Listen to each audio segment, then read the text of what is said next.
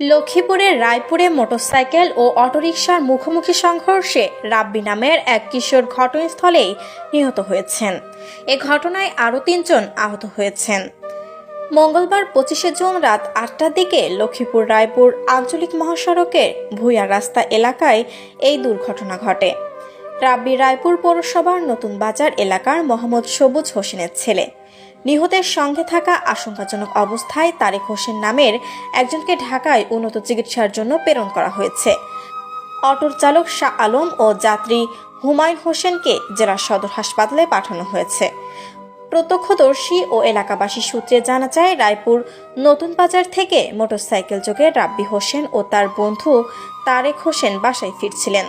এ সময় বিপরীত দিক থেকে আসা একটি ব্যাটারি চালিত অটোরিকশার সঙ্গে তাদের মুখোমুখি সংঘর্ষ হয়। স্থানীয়রা তাদের উদ্ধার করে দ্রুত রায়পুর উপজেলা স্বাস্থ্য কমপ্লেক্সে নিয়ে যান। সেখানে কর্তব্যরত জরুরি বিভাগের চিকিৎসক ডাক্তার সোহেল রানা রাব্বিকে মৃত ঘোষণা করেন। রায়পুর থানার ওসি নিজামুদ্দিন ভূঁইয়া জানান, দুর্ঘটনার খবর পেয়ে পুলিশ ঘটনাস্থলে পাঠানো হয়েছে। এ বিষয়ে তদন্ত চলছে।